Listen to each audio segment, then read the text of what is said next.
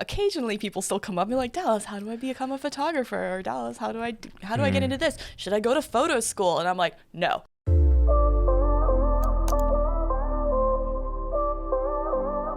Welcome to the B-Rad podcast.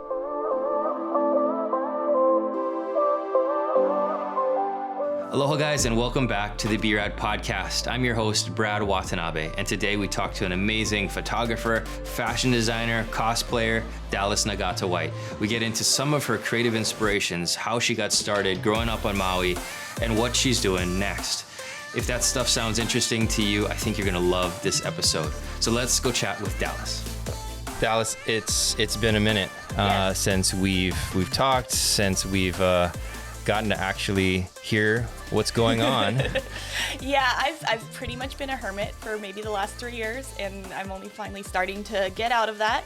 A lot of people knew this, but I don't know if I've ever really talked about it like in a public podcast setting like this, but I just finished going back to school, and don't ever let me do that again. Like it was worth it. Yeah. But no, never again. I'm done with school. But school, I mean, you're so good at school. I mean, I am good at school. It's the best thing I've ever been. I've made more money from school than I think ever anything else. Wait. So what do you mean about that? I've been thrown scholarships all my life because I'm really good at being a student. And people being like, yes, let me invest in you. Here, have some money. And so, I mean, I'm the one, I graduated number 2 in my class. Number 1 went to MIT. We're still good friends. I was number 2, though. Went to UH Manoa, full ride scholarship. And, of course, I spent it on art because that was a great business decision. Art's always something you can spend more money on, for sure. And then I actually did manage to scrape together a couple scholarships this past stint in school at Honolulu Community College. So. Very, very cool. Yeah, but now I'm done and back to like, okay, now I have to really earn the money that is coming in. And of course, I decided to go get a fashion degree. So that is also a questionable business decision, but we are going with it. Very, very cool. So for our friends who don't know your amazing background, tell us a little bit about where you grew up and how that journey started for you. Okay. Well, I grew up on the island of Maui. And I grew up on the mountain because my dad worked at Haleakala National Park my whole life. So he actually retired in 2009. Wow, he's been out 10 years. Good job, Dad. So I grew up very outdoorsy kid, like always hiking, playing in the forest outside my house. We weren't rich, obviously. My dad was a federal employee. My mom's a science fiction writer. So, I get my creative aspiration from her. Like, well, I'm going to do this thing that I love, even though it might not be the most successful thing to do. But that's what we do. I grew up just kind of being creative. Like, I was the kid, they give me the box of the dot matrix printer paper, and you draw on that for days and days and days. Or, you go outside and you build forts and you carve weapons and you have imaginary wars with imaginary creatures. And I was kind of a role-playing ringleader, I guess, for the neighborhood kids. Like, I would organize these games and stuff. And which is weird because I do not play Dungeons and Dragons. I just never got into that.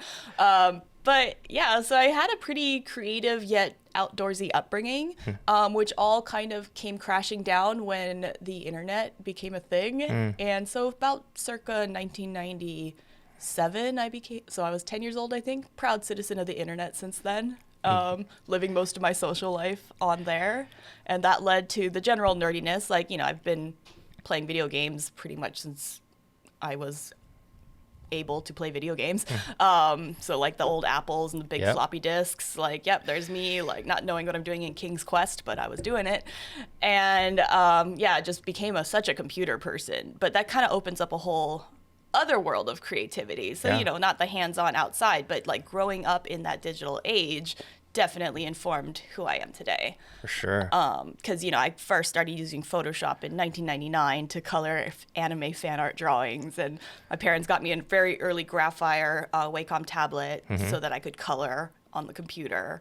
And, that's... Then high school was 2000 to 2004, and I'm fighting the battles with my art teacher, who's just trying to get me to like learn how to actually draw, not just draw anime. And I appreciate that battle because even though I thought it sucked, it, build a foundation. That's important. Don't just copy other things. And but yeah, just like digital art on the rise, fighting for it to be respected. And then I went to college and accidentally fell into photography. So that's kind of the lead up of my journey. Very, very, very cool. Already all over the place with lots of indecision about what I wanted to do. And you're a country girl. That's actually where my dad grew up, right, in Kula. So we actually share that in common. Kula for life. An amazing place to grow up. Yeah, and not the Hawaii people think of when they think of Hawaii, like literally ranch land and pastures, and you're an hour from the beach. So like you're not a surfer. Yep. Yeah. Yeah. Grew up on the Carnation Farms with my grandparents, and yeah, it's a whole different Hawaii life that people aren't really accustomed to. So you took that kind of that bundle of interests and passions and skill sets and turned that into something that you wanted to pursue. You went into photography, started doing some amazing images. Well, again, and I think I've told you before, but that was an accident in itself. Yeah. Like starting at UH, I originally wanted to do the Academy of Creative Media because I wanted to be a 3D animator. And then because of my anxiety, more on that later, I chickened out, honestly, and just was like, I'm just going to do an art degree. And I did want to be an illustrator at that point, but all the drawing and painting classes were full my first semester, but intro photography was open. And my dad has been an advanced amateur photographer his whole life, like shooting my whole childhood on Kodachrome slide film. Like he had all the really nice Nikon F cameras. So I grew up around it, but I also wasn't allowed to touch the cameras. So I really hadn't had a lot of experience. But, you know, that was the very early days of like digital point and shoots becoming readily available. Sure. And so I started actually doing light photography in order to photograph my own references for drawings and paintings. And then from there, taking that photography class, I was like, oh, actually, I really like this. So during college, the first time, I actually did like about 50-50 photography and painting. But it's only because my first boss, Deja Fallis, amazing fashion photographer, she had reached out to the photo department looking for an assistant who knew Canon digital equipment, which is what I shot at the time. And she had, in the email, had been like, you know, like, oh, I'm looking for an assistant, you know, like any interested students, please get back to me. And I had seen the email because I was on the list, but I was like, oh no, I suck. I can't do that. I'm not going to respond. So I didn't do anything. And then my professors forwarded her my email. We were like, oh, Dallas is perfect for this. Here's Dallas. And I hadn't even said anything. Wow. And so then she emailed me directly. I'm like, oh, now I have to respond. Yeah. So yeah, again, anxiety. Yet somehow the world pushes me through it and like shoves the opportunity in my face anyway. And I'm like, well, now I can't say no. Okay. And that's how I became a photographer post-college. And I think that's actually a big part of seizing opportunity when it hits you in the face. I mean, we get some opportunities that we'll never get again, and those could determine our life's outcome in many ways. Yeah. And I'm still working on that. Like, I've turned down a lot of things in my life that I really should not have turned down. But all I can do is just try to not do that in the future. Sure. Now that I've got a better grip on myself and like figuring out why I do the things that I do or why I've done them in the past, and then just try to improve on that. So. But you're a woman of many talents. Photography was also a big part of getting into cosplay. Yes. And that's a journey that I think a lot of people have seen from an external perspective. But cosplay, I mean, I've talked about it even with my buddy Mauna.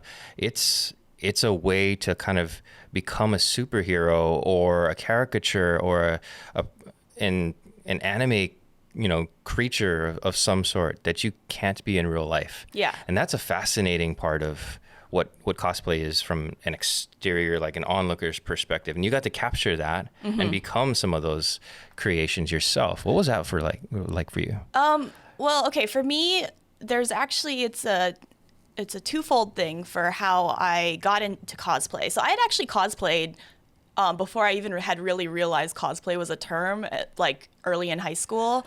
I've always been a crafty person, right? I'm always like, I want to if there's something I like, I want to try to make it. So when I was 16 years old for Halloween, I made a video game character cosplay. Didn't know how to sew besides the straight stitch that they taught in home economics. For some reason, we had a sewing machine, and I actually don't know why we had one. I will have to ask my mother.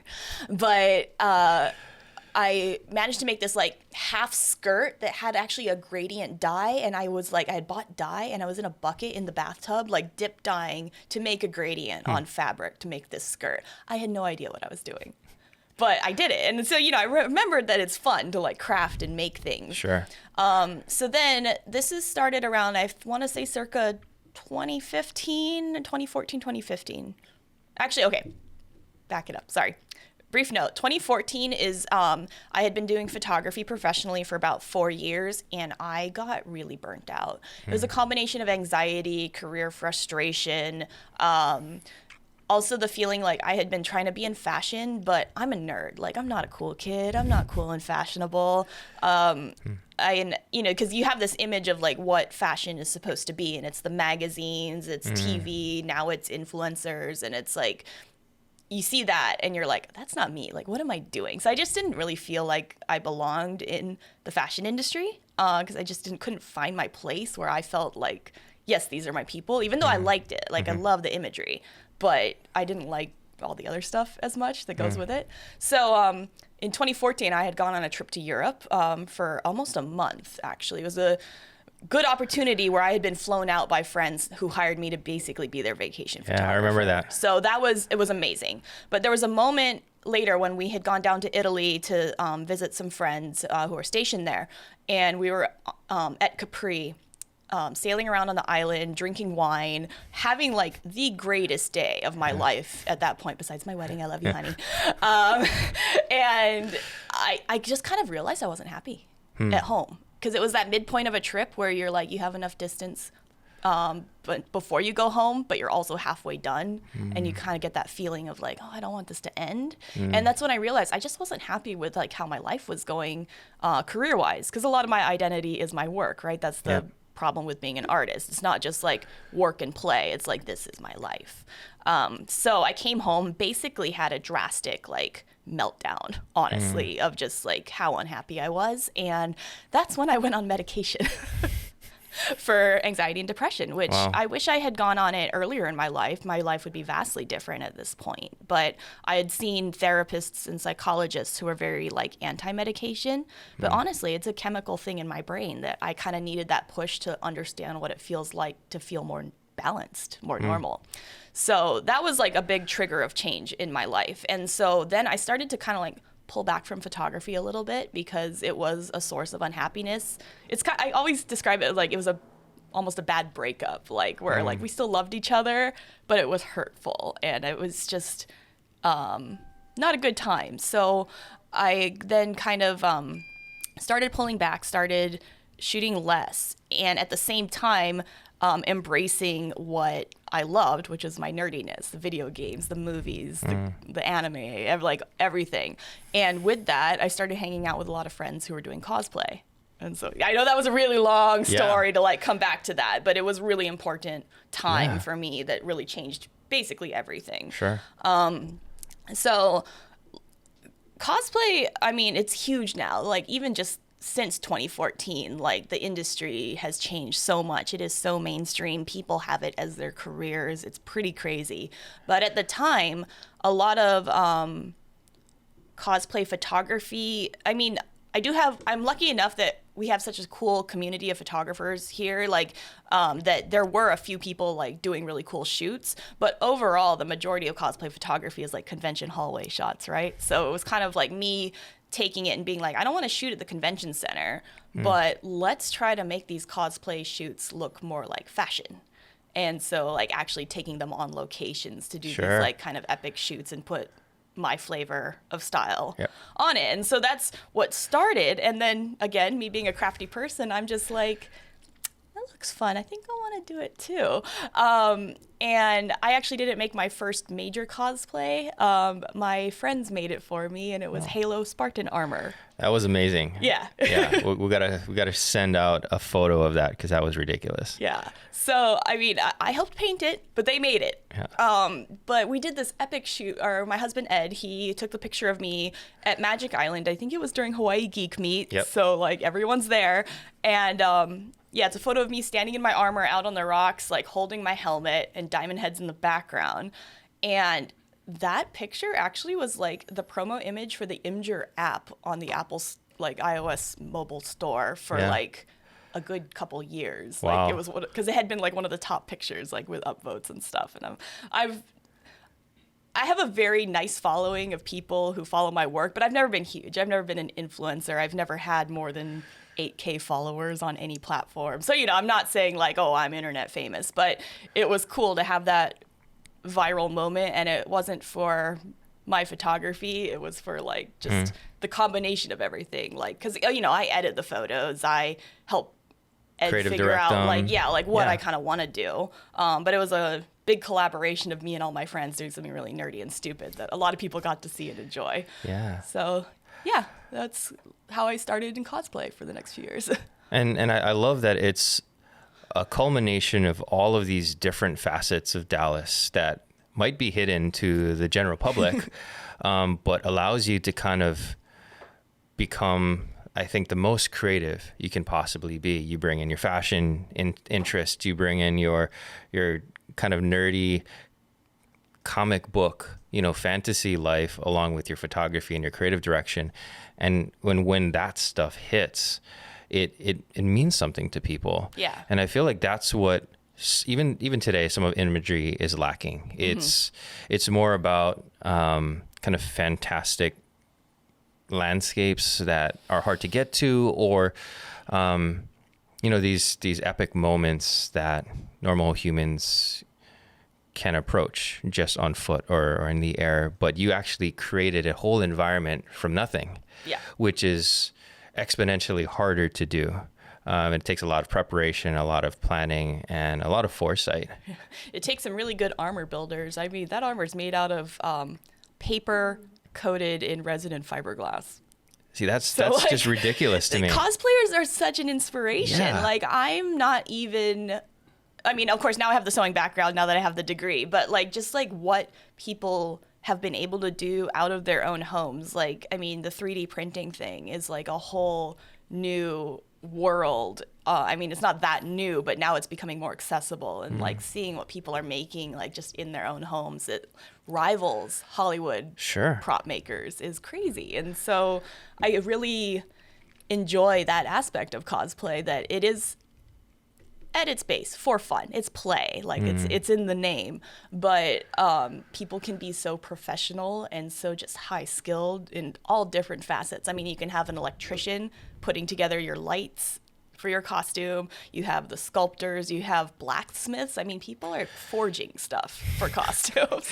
It's amazing. And I mean, and then that's not to say all like the hand sewing, cutting, designing, textile design, like makeup, hair, and then the photography. It's like, yeah, it's such a house of production. It's pretty amazing. And the purpose of cosplay to me has always seemed a little bit like a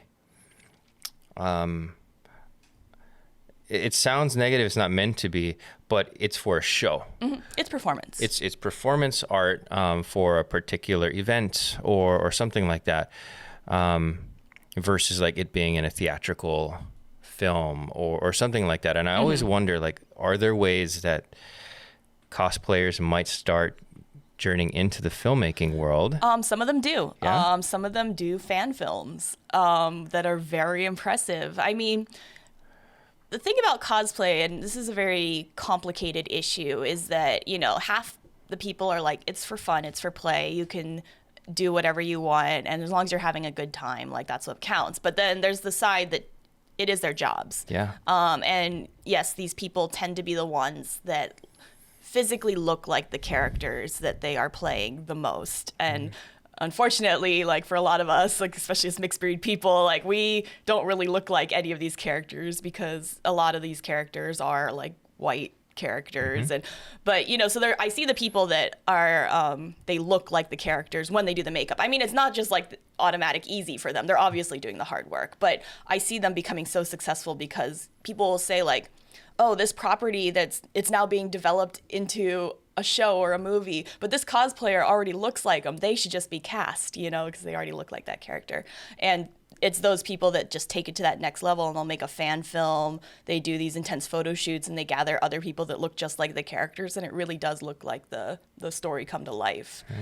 So for actually taking it into the like filmmaking more, there are cosplay contests where they do skits, and so there is an acting component to it. But it's hard because I don't know how successful it will be without having the look, I guess, if that makes sense. It's a weird issue because there are definitely cosplayers out there who don't look like the characters, but because they have that thing that sets them apart performance-wise, they make it work, and you believe. You're like, yes, I believe that this is this character now. Sure. But again, that's kind of like, everyone goes to LA because they want to act or make movies, right? And if they don't have what it takes, they're not going to do it.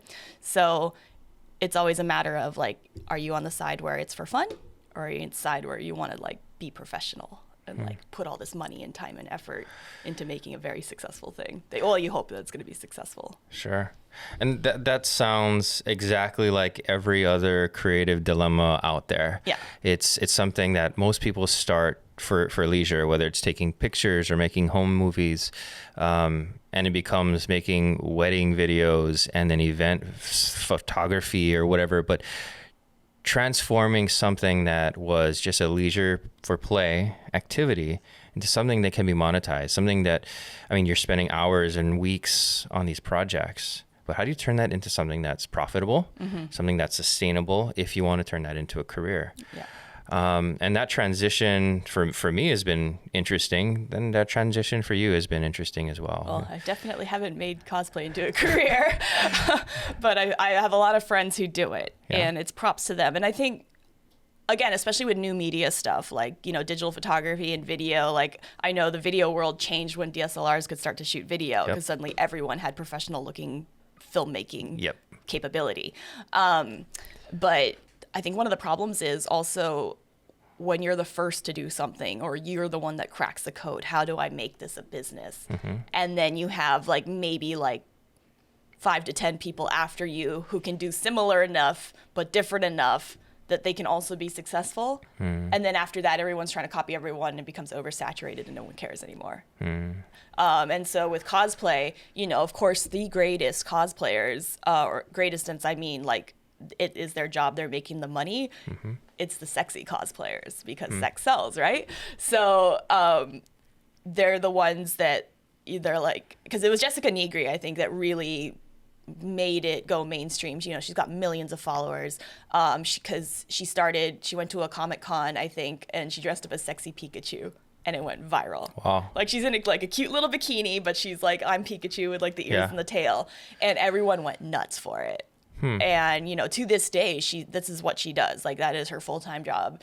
She does Patreon and, sells photo sets. And like, it's the lewds. Like, they're not nudes. It's not like explicitly pornography or anything. The term is lewds. And and it's not just her. There's like tons of these girls that's what they do. They're making costumes, but they're making the sexy version of the costumes. Sure. And they're making that money. But now, I think the problem is a lot of, especially younger girls who are wanting to start off, they look at that success and they feel like that's what I have to do if I want to actually do this. Because there's much less cosplayers that are not doing that kind of sexified, as far as the females go, not doing that kind of sexy stuff and still being like financially successful doing it. Sure. So, and I feel like I felt that when I took my brief stint of like, I'm just shooting landscapes now, because, you look at Instagram, you see these kinds of pictures and you see like, the millions of followers people are getting. You're like, I want a piece of that, so I'm going to do this thing. But then that kind of dilutes you as an artist and like what you're doing. So, it's how do you balance that, chasing that marketing, like I want to be a business, so I need to do what like my potential customer wants, but at the same time, like, how do you stop yourself from just trying to follow the formula of someone else? Growing up with, Asian culture, Hawaiian culture, we have all of these expectations about what we're going to do with our life, to be good citizens, to be able to take care of our families, to all of these personal expectations. How has that played into any of your decisions to move forward in creative industries or any of that? I mean, I'm pretty lucky because, my dad's the Japanese one, but he was kind of a hippie. He's like, I'm a park ranger. I'm saving the environment. Yeah. So it wasn't like he was a doctor or a lawyer or an engineer. And then my mom, as I mentioned, is a science fiction writer. So, she did take time off, like I think around middle and high school, because she had gotten frustrated in her career. Like, she had critical acclaim, but just not the sales to back it up, even though she'd been published by big publishing houses and like had like won awards and stuff. But so she took the time and she actually went into database programming for the web. So, she spent a handful of years doing that as a career, just so she didn't feel like she wasn't contributing to the household and everything. But, she then quit and went back to writing and went back. She started self-publishing. And then one of her books got nominated for a Nebula Award. And it was the first self-published novel to be nominated. And she was nominated alongside Neil Gaiman. So, like, that's a big name to, like, be in the same category as. And then she actually got a publishing deal with Simon & Schuster for that trilogy of books out of that. So, even though she had stopped for a while, like she went back and tried again, and now she's still writing. It's still not the easiest thing, but she's still doing it, and I'm pretty proud of her. So I can look at that and be like, I also, I've had some critical acclaim. I've had many accomplishments and many opportunities that I've been proud of, and yet I'm still struggling to like have a regular paycheck. But as I was telling you before we started, like now with fashion, I've added another skill set, which has allowed me to have at least a part-time job, or now I am making a regular paycheck, even though it's part-time. And that's the first time in my adult life that that's happened for me. So in my whole life, let's not kid ourselves here. My whole life. And so I know my parents are proud of me, and I know that they're definitely happy about that regular paycheck I'm getting now. But I don't know, they've been so amazingly supportive. So I don't feel I've had as much of that pressure. And I think having a lot of scholarships in college helped, because it wasn't like, they helped me out otherwise. Like after I graduated, I didn't have to be paying off student loans. So they helped float me for the year I was assisting as a photographer, because a photography assistant in Hawaii is not going to be able to pay the rent on that alone. But because I was spending all my time learning and working, they would help me out when they could or when I needed it. And so I am super appreciative of that fact. And I realize I am very lucky, because I went from then, having my parents helping me to then getting married at 23 to a wonderful man who had a real job. And he's still the one paying the mortgage, but while pursuing his own dreams and helping me with mine. So I can't emphasize enough how lucky I am. And as much as like I've had all my issues and anxiety and depression and whatnot, I can be logical and like see that I'm pretty blessed with opportunity despite everything. It's amazing to have a support system when you're in a field that is so kind of, I don't know if futile isn't the right word, tumultuous. But just like, because you don't know what's happening. And your work is often based on a potential client's need. So if that need goes away, or they're able to find a new supplier or vendor for that creative work, or somebody younger and newer and trendier takes your place, then there isn't really a good way for you to change that outcome. And being a creative is hard. In that regard, it hits upon even our own personal expectations of what we should be doing where we should be going with our life or our business, or has that affected you at all in your own personal creative endeavors, your own expectations of yourself? Or Yeah, I mean, you always get that feeling. Like I had skipped kindergarten going into school, so I was always younger than everybody. And so, you know, my whole life from like my teens into my 20s, people are always telling me, oh my God, Dallas, you're so talented and you're so young. And then, you know, once you're like not the young one anymore, and you're seeing, because now I just turned 33, and I see 19-year-old kids coming out and just like rocking it. And it's frustrating. Because I'm not saying like I'm better than them, they suck, I should be better. It's frustrating after trying for so many years and then not getting it and seeing it looks easy to other people. But you got to realize it's in some ways it is, in that like kids these days, I think especially for our industries, have so much more to work with to start than we had. Yep. Because I mean, you know, we remembered the internet before YouTube, and we remember like photography before like everyone had DSLRs. And, you know, video editing. Did you ever actually like edit film, like cutting actual film reels? For my animation films, yeah. Yeah, like they won't know what that is. They won't know what that is, no. So there is that aspect of it, but I also don't want to be like the cranky old lady with my cane, like kids get off my lawn, you know. I was like, it's frustrating, but it's life. Life's not fair, and you kind of gotta like take what comes and do your best with it, because that's all you can do. Yeah. There's plenty of people out there in industries that I've been in that I've looked at their work, and I can be honest and I'll be like, they're not that good, but oh my God, are they a better business person than I will ever be? And that's a big aspect of it too. Sure. Like, you can't float on creativity alone. Business is like 90% of it, I would say, and creativity is 10% of it. And it's what you can do with that 90% business is going to make or break you as a business creative person. Yeah. I mean, that's probably one of the biggest things that I have to dispel for young artists is just like, dude, it's great that you're talented. It's great that you know how to shoot these things in this way. But if you don't know how to talk to people in a professional manner, if you don't know how to actually get clientele, this will always be a hobby. Yeah. And that's kind of the truth of the matter. Like, this is a business, not just play. Yes.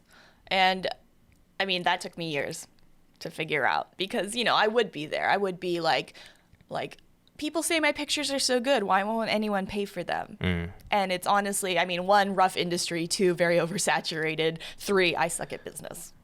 And I suck at like pursuing those personal connections because I have anxiety. And so while I have no problem public speaking, I have no problem speaking on a podcast, I can talk to people one-on-one, but I have a really hard time selling myself and I think that comes back to that Asian cultural influence. So even though I didn't have direct, like, you need to be successful doctor or whatever, you know, you don't like to talk about money. You don't want to like seem so full of yourself. You want to be humble, right? So it's really hard to sell yourself when you're also just telling everyone like, oh no, I'm not that good, or oh no, like, you know, you don't have to pay me that much, or oh, is that too much, or I'm not really worth that. You know, it's like you have to let that go. Yeah. And I'm still working on that to this day. Like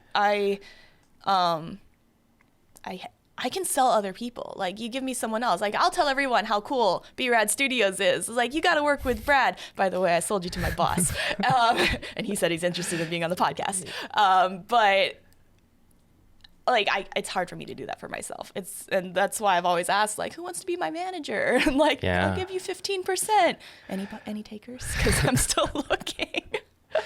But I think that's really hard as a creative if you're not already kind of have that artistic ego, because some people have it, and you might find them obnoxious, but hey, it's working for them and they're doing the thing. But for a lot of people, we're so insecure about our art because it's such an intimate expression of ourselves, and then we're just like, who's gonna want this? And if you don't think anyone wants it, no one's gonna want it, because you need to put it out there. And I think there's also this notion of you're kind of viewed professionally and by the world as your last best thing. Mm-hmm. And so your next thing has to be better than that, or at least up to par. Otherwise, you're seen as kind of on this downward trend. So if we're not constantly outdoing ourselves, we're actually decreasing in our value in other people's eyes. Yeah.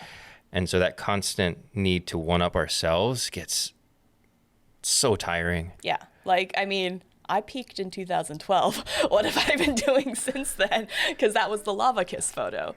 I've never had a success like that. And that was 8 years ago. But even in that Lava Kiss, it was spontaneous. It wasn't commercial. I wasn't trying. Yeah. It just happened. And I mean, I'm glad it did. Changed my life, obviously. Like, I met so many people around the world, had so many opportunities because of that picture. But, you know, even though like Instagram was pretty early at that time and, you know, get some followers, you know, nowadays everyone's like overly conscious about that. And yeah, they're trying to outdo themselves every time. And for me, I'm just like, I'll post something new and then I'll like lose 5 followers because I come up in their feed and they're like, oh, I don't care about this person anymore, unfollow. And it's hard to not let that get to you, right? Yeah. You're like, wow, I suck. No one cares anymore. When that's not true, because people care and you want people following you who care. Exactly. So if they don't care, it's better that they're not following you, right? Because again, I guess we come back to how art is performance. So yeah, cosplay is performance. But so is making anything creative. It's if you put it out there. Because if it wasn't performance, you would just be like keeping it to yourself and never showing anybody. So like, yeah, making a video is performance. Taking a picture and posting it is performance. And you want the audience, you want them to applaud and not throw tomatoes at you. I don't even like tomatoes, so I'm glad. So transitioning from that, I mean, the 2 pieces that you feel like have been kind of pivotal in your career, from the Diamond Head cosplay image to the Lava Kiss, neither of those were for a client. No. They were self-exploration. They were for fun, versus some of the other projects you've done for businesses, specifically for marketing purposes, commercial purposes. I mean, do you find a different kind of value intrinsically in making your own art versus helping other people to craft their brand? Yes. And I think that is because at my innermost heart, I am an artist, right? And the best situations are when that innermost art comes out and then someone buys it and you're just like, I am so validated right now. Because even my most like long-time public image, I would say, is actually on the Hawaiian Airlines website. And it's still there. And it's a picture of a double rainbow over Waikiki from early in the morning. So it's looking out over the ocean with a double rainbow. I took that photo on the morning after my soon-to-be husband got back from Afghanistan to come back home for our wedding for 2 weeks before going back for another 7 months. So that's a very personal photo, actually, for me. Like, 'cause got our hotel room in Waikiki, and I took the photo that morning. And now it's on a website that, you know, zillions of people see. Yeah. But it was a personal moment that resonated with the client, and then they decided to keep it for years. Like, it's been on the website for years at this point. Yeah. So, you know, I'm not the best at production. I'm better at spontaneous stuff. Obviously, that's like my strength throughout my career as a photographer, especially. But, you know, I've had the chance to try to like develop things for clients. So I was actually the main marketing photographer for an Australian swimwear brand for about 2 years almost, Two Chili Swimwear, which was a fantastic experience because I got to work with my good friend Lauren, and she was manager at the store at the time, but also served as the art director on the shoot. So together we would like plan the locations like based on the prints that they would send us, and then just go off of the model and just like make images that which were then like on buses in Australia, or like one was published in Vogue Australia as an ad. So cool. So like that, you know, I've had the taste of that, but I feel like I feel most fulfilled though in those spontaneous moments, because I kind of like the blessed happenstance when you know something just comes together. You're just like, wow, that's so cool. I couldn't have made this if I tried. Yeah, there's something about just the serendipity and the magical happenstance nature of some of these moments we're able to capture because we're in the right spots. Yeah. And then there's this magical sense when we actually get to craft that from scratch. And you're like, oh my God, it came out how I wanted it to come out. So, you know, it goes both ways. And I feel like some people will prefer one side or the other. I always tell, like, especially models on shoots, I am not an over-directing photographer. Like, just do things. And I'll be here quietly behind my camera, like, catching you doing those things. Sure. Rather than micromanaging, like, every little aspect of the image. Yeah. And honestly, we're actually living in the time of the most interest in being a model, because people want to be influencers, where they become their own model. They become their own personal brand. Yes. Working with some of those talent who are not trained as models to act or pose, have you come up to any challenges in you typically want to allow a model to direct themselves because that's their strength. Yeah. That's what they do well. But some of these other people who aren't quite as not trained but experienced in that specific discipline, how do you work with them in a different way? So I'm actually not the best director. Again, I am the girl that's hiding behind the camera in the back. But luckily, working with my husband on photo shoots, we actually not just shooting people, like influencer type people, but also training new models, because we used to shoot test portfolios. We have it down to a science now where he'll start to talk to them about like what character they see themselves playing in the shoot. And then I think he called it mirror neurons, where if you're thinking about it, like I'm thinking I'm like Charlize Theron in Mad Max, you know, love her, right? So I was just like, then you start thinking about her and you start thinking about how badass she is and tough and like is taking like no BS from anybody. And then that will actually translate to your face as you're thinking about it. And that's kind of what we've told people who are not used to being in front of a camera like that. Like you can't not be thinking about anything, but also don't be thinking about what you're doing, because that will also show on your face. You need to be getting yourself into that mindset, and then it will from inside project outwards. Yeah, you have to become the character, right? Yeah, which again goes back to cosplay. Yeah.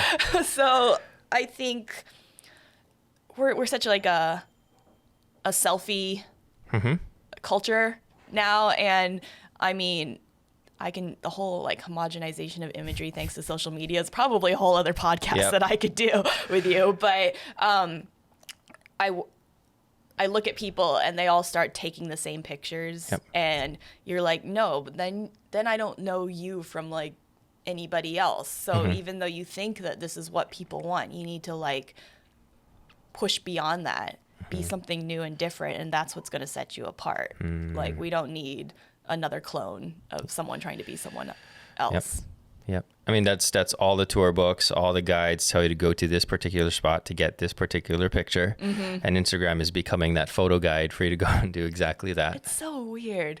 Yeah. Like, I mean, yes, I've used Instagram to like scout locations, but like I'm not going there to take the same picture. And I actually actively don't do that anymore. Like people are like, hey, we're going out here. You want to bring your camera? I'm like, not really. Like, I don't really care, because it's, you know, those situations where it's all going to look the same and I'm not going to climb up to the other side of the fence to like take an illegal picture, because I try to not promote that as well. But unless I think of a way I can see things differently, like I'm just not interested anymore. Yeah, because the photo exists, and as an artist, your goal is to create something that it's never existed before. Yeah, like the whole thing about, was it Antelope Canyon stopping their photo tours? I'm like, I have tons of friends who've gone there and taken amazing photos, but I literally do not care, because like I wouldn't shoot anything different. So what's the point?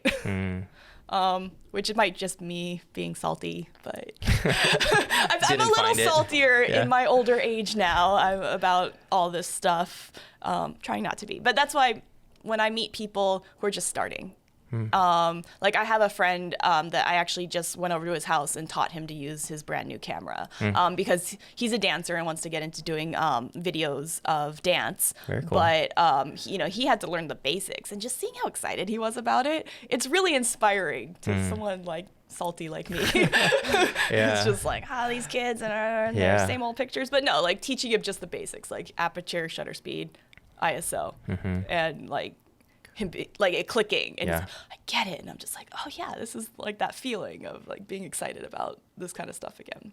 Yeah. So it's like, I think we've overthought a lot of things, and taking it back to basics and foundations is Sure. really important. So what's next for Dallas? Well, Brad, no one really knows, and especially not me, but I can tell you what I'm doing right now. Yep. So right now, my part-time job is I actually work as the graphic designer for fashion designer Kini Zamora Yep. of Project Runway fame. So that's pretty cool. Again, I stumbled into the opportunity because he's actually an alumnus of our school at HCC. So he comes back and does talks about the industry to people. And last year, spring, my senior semester, I happened to mention to him that I was interested in doing textile design. So making repeating patterns for fabric because, I have the Photoshop experience and I was making some for cosplays. So I had been dabbling like, oh, I have the programs, might as well learn how to use it. And he was like, oh my gosh, like my current graphic designer is actually like leaving to go to New York to go to school for textile design. I need somebody. And I was like, oh, okay. He's like, let's set up a meeting here. I'll like put you in contact with my assistant or whatever. And I was just like, oh, well, this was an accident. Good thing I've learned to speak up for myself a little bit. And so, yeah, I've been working since last June, not only doing textile design, so like working on the prints or like doing like colorways of the different prints that he already has, designing custom prints for custom client orders. But I've also kind of expanded on that because he's realized I am a jack of all trades, master of being a starving artist. So I got to help out on a really cool project. He did a recreation of Queen Kapiolani's coronation gown, so that for Iolani Palace. So that project had already like been ongoing for a good 6 months before I got there, but I got to do a lot of the hand finishing work. So like hours and hours and hours of hand stitching on that thing, which is me living like my French couture fashion dream, right? Yep. Like I'm not gonna make my living doing hand embroidery on things, but gosh, I sure love doing it. So it was fun to actually do that and get paid, like to be working on it. And then also it's allowed me to experiment a little bit. So if I do any work for him as a photographer, that's Dallas the photographer, not Sure. his like contractor. Yep. But Dallas the contractor will come in and I'll do stuff on the phone for like social media content, get to experiment with that, t-shirt graphic design, and also actually starting YouTube channel. So because I have some experience editing video, then I've gone and helped him like put together his first new video for the year. Very and cool. That's actually launching in a couple hours. So that's kind of cool. And it's a great job because it kind of very much complements my creative ADD. And I'm just like all over the place and I want to do all the things all the time. And so right now this is perfect. Plus, getting experience in the fashion industry and seeing how like manufacturing actually works because he sews everything here. Like it is a made in Hawaii brand. Yes. So, all the industrial sewing machines are there. Like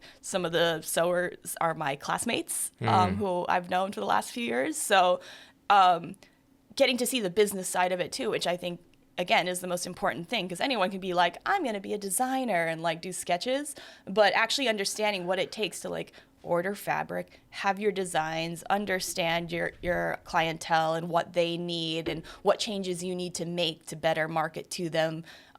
Because again, what is design but problem solving, right? So like solving like fit issues or like marketing issues. Like one of the things is that he's been moving towards and I find super inspiring is that, his customer are like local clientele. So he shouldn't be using like the tallest, skinniest Amazonian models to model his stuff. He should have models who look like the people he's selling to, because then they can see themselves in that. And I can appreciate that after years of working in the fashion industry with models, because that's a whole other thing. Like that's a problem industry that things are getting better. I mean, you look at Target ads now and like there's no retouching how it used to be. Like they look like more real people. And I think that's very healthy for our society as a whole. But anyway, so this job, I'm getting to see all sides of it. And I think especially after the last however 13 years of being an adult and working, it's really nice to kind of be where I am at now, because I think I can appreciate it more. And, you know, maybe I'm not doing the most exciting thing every day, but it's still very valuable experience and learning. Yeah, I mean, that's one of the things that I constantly talk to young filmmakers about, which is you have to get as close as you possibly can to somebody that's doing the thing you want to do, Yeah. in order to learn how to do it for yourself. Yeah. Because I know a lot of people start their own production companies or event companies, and they burn out quickly because it's a ton of work. They don't realize the legwork it takes to actually get a business up and running, and how much it takes to maintain that business and do all the creative stuff. So the fact that you get to get into a system that it's already kind of rolling, you get to see some of the quirks of their own idiosyncrasies, how you would do it differently on your own, but you get to see at a very personal level how this thing works for real. Yeah. And not just for fun, not just for play. Yeah, and that's what I tell young people today. Like, occasionally people still come up and be like, Dallas, how do I become a photographer? Or Dallas, how do I get into this? Should I go to photo school? And I'm like, no. One, no. Yeah. Two, I tell everyone that if they really want to do this, like really, really want to do this, and they're still like getting ready to go to school, they should do a business degree. Do a business degree, minor in whatever creative thing you want to do, and then as soon as you get out of school, find yourself an apprenticeship or an internship or be an assistant, because you will learn so much more from actually experiencing it on the ground with someone. Don't just assume you can start it as soon as you're done. Right. And again, I was lucky. Like, both of my times right out of school, I found someone to go help. And that's been immensely valuable for me. Yeah. And so I tell everyone, like, there's something to, like, becoming an apprentice in a craft that I feel like the way our education system and college industry in the US especially, it's like kind of pushed that to the side, but it's so much more valuable. Because, you know, you hear the stories about all the kids and they'll go and get their internship, but literally all they do the entire 3 months is get coffee. They're not really learning anything. Like, you need to, if you can find an opportunity where you're actually directly working with whoever's doing what you want to do, like, that's going to be so much more valuable than anything. Yeah. And it's actually going at it with a mentality of how can I help somebody else rather than how can you help me. Yeah. Yeah. And that fundamental shift in mentalities is so evident when somebody walks into your studio for the first time and asks you for a job. You can tell what the motivation is right out the gate. So you even kind of restarting in some ways, right, your own journey with the same humility that you did when you came right out of college is really powerful. And I think something for some of the next generation to really take to heart. Like, you have to go in as somebody who can be discipled rather than teach. Yeah, and learn, like, it's not about you. Yeah. Which, again, with the influencer culture, I feel like sometimes people are like, no, I'm the star of my own show. Exactly. But you really cannot put yourself out there like that when you're just starting. And I mean, you honestly shouldn't really ever. It should always be about everyone else, because the people that just take, like, it just sucks the energy out of everything. And so I think that, you know, always appreciate the people that helped you, and always don't go with your hand out. Go out asking people, what can I do for you? How can I help you? Yeah, I love that. And I think that, I mean, dude, we went through a whole gamut of stuff. It's kind of like my career. Yeah. But, you know, I warned you. That's what I love about talking with you, Dallas. It's always fun kind of going over, reminiscing about the past, but also seeing how it's leading you into the future. And I always have been a huge fan of yours, still am, and know this is my Asian humility coming in. I'm just like, there's so much more great things ahead for you. We're all rooting for you, Dallas. It's going to be an amazing 2020 for you for sure. Let's hope so, because I'm ready. Yeah? I'm ready for it to be amazing. Awesome. Well, thank you for being here. Yeah, really thank you for having appreciate me. I'll be back anytime if you need me to talk about any other million things that I touched on, because I'm an open book. So. Thank you for your time, Dallas. Yeah. So Dallas, I know you got a lot of things going on. You've got social media all over the place. So tell us where we can find out more about your journey. Okay, so I'm a little all over the place, as you probably can tell. Probably the best way to find all of my things is go to my Twitter. Is at Dallas Nagata, and then my link there is my Linktree link, and that lists like all my bazillion social media accounts that I have. So that's probably the easiest, most direct route. Super duper cool. And that wraps it up for this episode of the BRAD podcast. If you want more of this stuff, and if you want to find out more about Dallas, go connect with her on social media, and we'll catch you on the next one. Aloha.